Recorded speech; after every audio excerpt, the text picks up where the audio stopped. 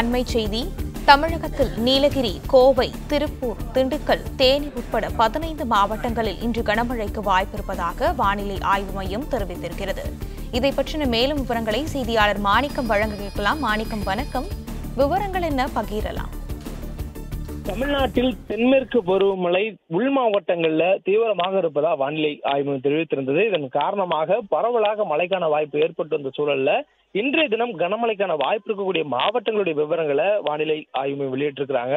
இன்றைய தினம் மேற்கு மாவட்டங்கள்ல தேனி, திண்டுக்கல், திருப்பூர், கோயம்புத்தூர், நீலகிரி ஆகிய மாவட்டங்கள்ல ஓரிரு இடங்களில் கனமழைக்கான வாய்ப்பு இருப்பதாகவும், வட மாவட்டங்களிலும் வட கடலோர மாவட்டங்களில் ஒட்டியிருக்கக்கூடிய பகுதிகளிலும் இன்றைய தினம் கனமழைக்கு வாய்ப்புடைய மாவட்டங்களாக மயிலாடுதுறை, கடலூர், கள்ளக்குறிச்சி, விழுப்புரம், செங்கல்பட்டு, காஞ்சிபுரம், திருவண்ணாமலை, திருப்பத்தூர், வேலூர், ராணிப்பேட்டை ஆகிய மாவட்டங்கள்ல இன்றைய தினம் ஓரிரு இடங்களில் கனமழைக்கான வாய்ப்பு இருப்பதாக தெரிவிக்கப்பட்டிருக்கிறது.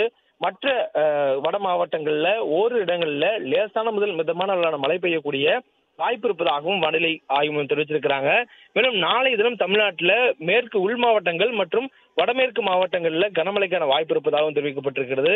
குறிப்பாக தேனி, திண்டுக்கல், திருப்பூர், கோயம்புத்தூர், நீலகிரி, ஈரோடு, கிருஷ்ணகிரி, திருப்பத்தூர், தருமபுரி, சேலம், நாமக்கல், கரூர், திருச்சி ஆகிய மாவட்டங்கள்ல ஓரிரு இடங்கள்ல நாளை தினம் கனமழைக்கான வாய்ப்பு இருப்பதாகவும் வானிலை ஆய்வு தெரிவிச்சிருக்கிறாங்க.